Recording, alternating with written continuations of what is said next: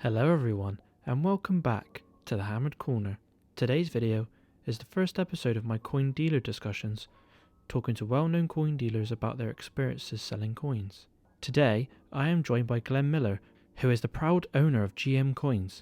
I have had the absolute pleasure of purchasing from Glen a few times with a fine example shown on screen. For a fast and professional service, links to Glen's website and contact details are in the first line of the description. So without further ado, here is the first episode with Glen Miller. Hello, everybody. My name is Glen Miller.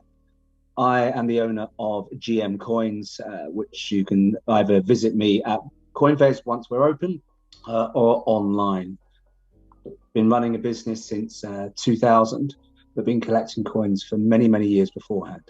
Well, thank you very much for coming back on. And for you at home that didn't know, this is actually our second time running, as yesterday there was a few technical errors. So happy birthday for yesterday, and thank you again for coming back on. Yeah. So yeah, we'll crack into some questions. So are you a collector of coins as well as a dealer? I used to be a collector. I used to collect coins from about the age of 9. And then in 2000, I went into business. To say I'm a collector now, no. Whenever I get coins, inevitably I've got collectors all over the world that are looking for bits and pieces, and more often than not, when things come in, they go straight to them rather than getting on my website. But ultimately, I changed my attention to collecting other bits and pieces, so like pocket watches, flintlock pistols, etc., etc. And that's an opportunity for me for when I go and buy coins, of course, when COVID allows us. I often get people asking me who have been left coins in an estate, for argument's sake, do you deal with anything else? Well, the answer is yes. I deal with anything old and interesting, including me, because I'm old, but maybe not so interesting. But ultimately, I collect other things, but I deal predominantly just with coins. And what made you transition from a collector to a dealer? Well, as I said, I started when I was 9. Used to go to all the coin fairs when I was a kid. Used to love the buzz. Used to absolutely be enthralled by it all. And so I collected. I would say I wasn't a collector. I was an accumulator. I accumulated coins. If I liked it, I bought it if I could afford it. I didn't have a set pattern. So I amassed loads and loads of coins over that period. And then it was in 2000 when my son was born, I decided that I was going to put my hobby into a business. And so effectively, I used the stock that I had basically purchased through the years as my starting point. So you mentioned that you are now a collector of other things, but you stopped your hobby of coin collecting and made it into a career as a coin dealer. Is there any reason that you haven't stopped collecting in other things and then dealing in those? Is there any reason you've kept collecting certain things? I would say that if you're a collector of coins, you probably collect other things as well. Once you're a collector, your mentality says, what about this? What about that? We are driven probably by the historic items as well. So if you pick up, I don't know, let's just say a Charles I Civil War piece, it will drive you to think, well, what happened in the Civil War? A bit like Stephen Penny's, what happened in that Civil War, etc. And it normally draws us into more historical things as well. And so as a collector, when I collect pieces, I like to find out the history behind it. And so I do that with my other bits and pieces as well as coins. Fantastic. And as a coin dealer, do you see coins as just profit, or do you still have a love for the history behind them? Oh, I love the history behind them. Don't get me wrong, I do need a profit because I'm running a business. But I still get as enthusiastic about coins when I was starting at 9 to I am now just 52. But ultimately, the coins, every coin is different. Well, give or take, the modern coins aren't, and I can't stand those. But when you're dealing with like hammered coins, for argument's sake, you might have the same die they all get struck differently. They've all been worn differently through people's hands, etc. They may have been clipped and what have you. So more often than not, each hammered coin is a unique coin, and it gives you a buzz just holding it, looking at it, trying to work out the mints, etc. Because sometimes that's not so easy.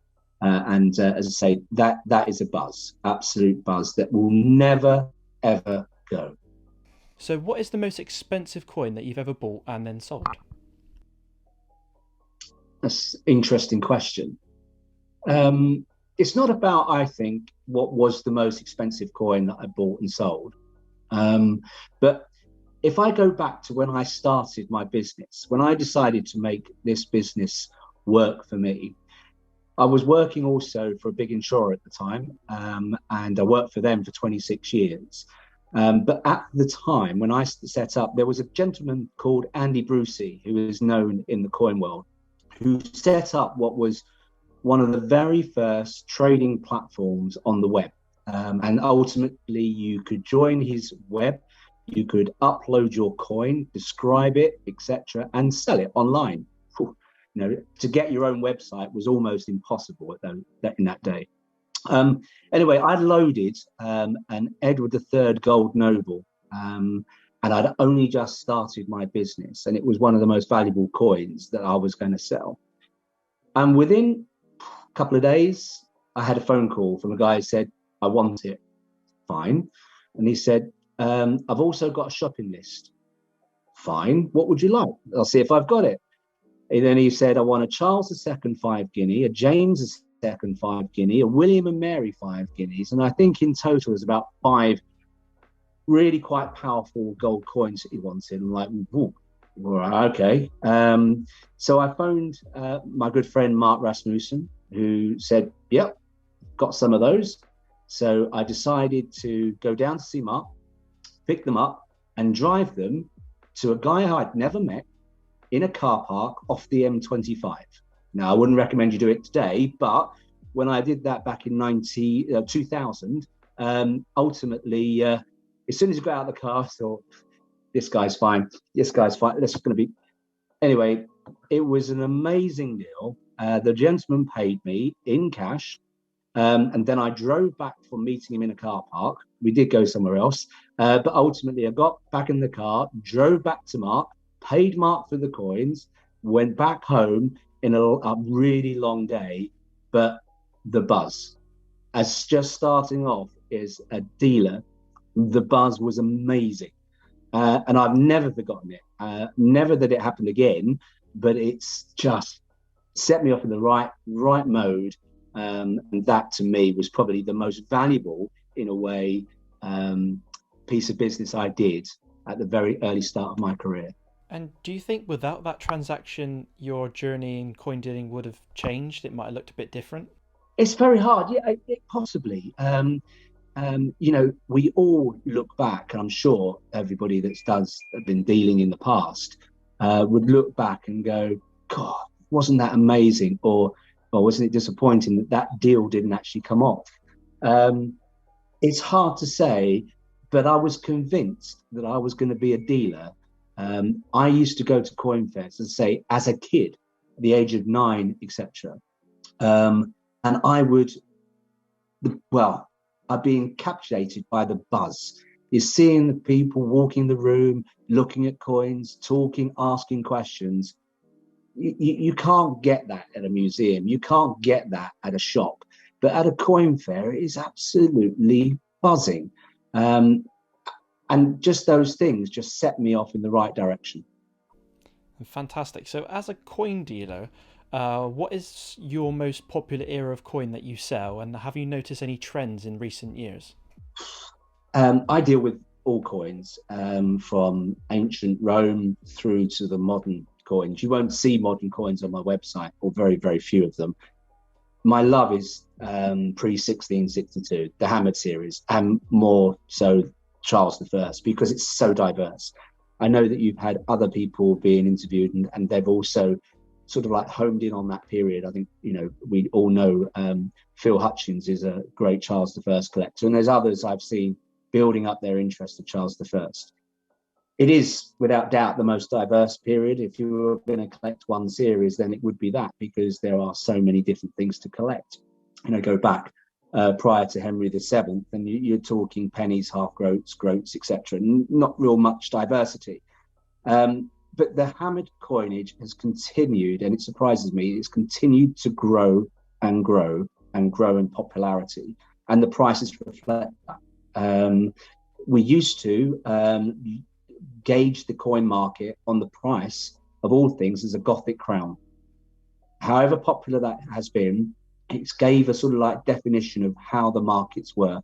But at the moment, anything that is good is going up and up in prices. You only have to see it at auction. Mediocre coins, well, they're still going up a bit, but not as rapid. So my advice, if you can, is to definitely collect the best quality you can do. But don't be put off. If you can't afford the prices, just, collect to your heart's requirements.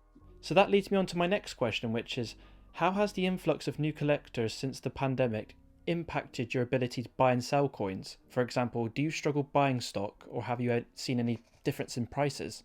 It's a good question, especially as we're obviously facing this pandemic. At the start of the pandemic, I suddenly realised that, I need to bring my website up to date, because if there's anybody going to buy anything, it's off my website. I can't see people at fairs.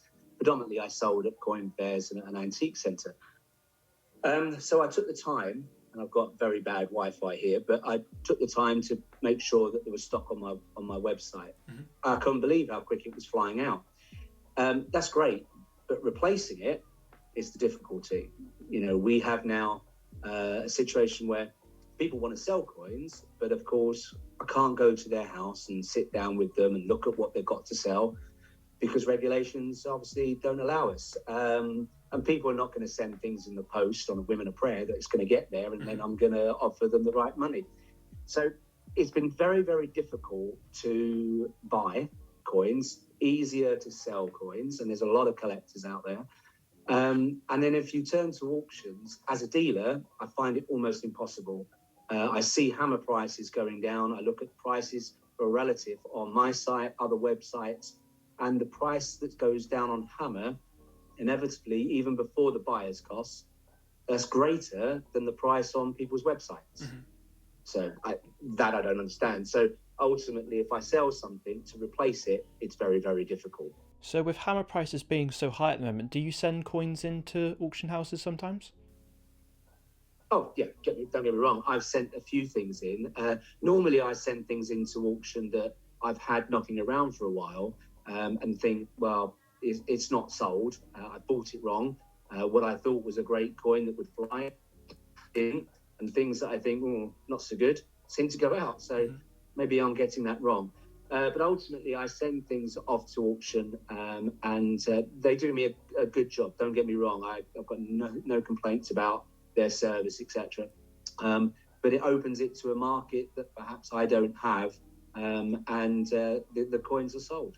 And would you ever stop dealing and start collecting coins in the distant future? No. I think once you've got the bug, my father, 86 now, is an antique dealer, and people who know me on the coin circuit will know that my father comes along to coin fairs. He still loves ducking and diving. He still looks for the special piece, etc. And he started me off as I was 9 years old. I got type 1 diabetes. He started me off with a cartwheel tuppence. I cleaned it. I still remember it today. His boot, my backside met, crying. I was looking through books. I could see Elizabeth I, Henry VIII. Wow, could I hold a coin of that period? And I was doing Tudor history at school, and I loved it. And that's what drove me on. As I mentioned earlier, I started at 9. I started a business in 2000. And once it's in your body, once you've got that flame, I very rarely think it will ever, peter out. You're always after it. I love it. I could not go back to doing an office job pushing a pen. No. I love coins day by day by day by day. Nothing better. So do you think if you ever like bought a coin, maybe in your retirement or something, thinking about collecting, you would always just sit there thinking, right, I could flip that, I could make a little bit of money on that. Yeah, yeah. It's you build up contacts. I mean, being very, very fortunate that I do coins, I know quite a lot about antiques, and so I sort of like have multi strings to my bow.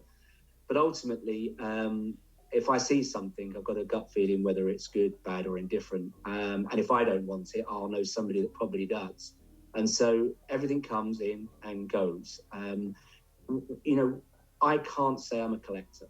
I do collect other things, but I'm only holding it for temporarily. Mm-hmm. I won't last forever. That's going to move on to somebody else, whether my son takes it, which I hope he does, or whether that goes on into the market for somebody else in the future. Can't take it with us. So collecting, fantastic thing to do. Dealing, great thing to do.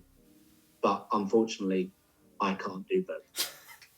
So lastly, that leads me on to this one. What advice would you give to a collector who is maybe thinking about starting to sell coins professionally? Right. Okay. So, good question. I look back at how I started and how the trade has moved quite considerably. We are in a new age. And maybe, and I hate to say it, we're all looking forward to the commencement of the coin fairs again. But it seems to be a lot of things are online. So when I started, I used to go, and as I said before, I love the buzz at coin fairs. Get to meet people, get to see stock, get to handle coins, ask questions, build up your knowledge. It's not a case of just getting a photograph of a coin and sticking it on the web and saying, here you are, buy this. Mm-hmm. There's a lot more to it. And going back as dealers, we saw the influx of eBay coming in. And people could take a photograph of their coin, put it on eBay, sell it, missing out the dealers. But then, as we know, eBay is now fraught with lots of fakes. And so by not having knowledge, you could be subject to either buying or selling fakes. And as time has progressed, I see a lot of people coming to market. It's great. I see a lot more stuff. Don't get me wrong. I've got no qualms about people putting things on Facebook groups or YouTube or whatever. But they're probably not as what I'd classify as dealers. But if you want to deal, fantastic, come to the party. You need to, think things through very carefully, because if you're going to give up your day job, you need to have coins supporting you. You've got to think of all the costs, and there are costs. Running a website, okay, build it, etc. But then you need your SEO costs to get it publicized on Google, and you've got your insurances to pay, your tax to pay, travel to coin fairs. Mm-hmm. It all comes at a cost. And then, of course, you've got to pay yourself. But don't let it put you off. Build it. Do as I did. Take the time, build up your knowledge, build up your coins, and then when you're ready, say goodbye to your day job, pushing a pen, driving a lorry, whatever it is you're doing, and do it. It's fantastic. And the amount of people that you meet and the stories that you hear, you're not going to get that anywhere else. It's lovely. Well, fantastic, Glen. Thank you so much for coming back on and sharing your wisdom and experiences with us all. Okay, it's been a pleasure. A technical error cut off our outro, so huge thanks to Glen for coming on the channel and for sharing his experiences with us all. Are you a UK-based coin dealer and want to freely promote your website by appearing on a future episode? Get in contact in the comments below. For any coin tickets or accessories, links to my Facebook page are down below. Thank you all for watching, and as always, keep collecting.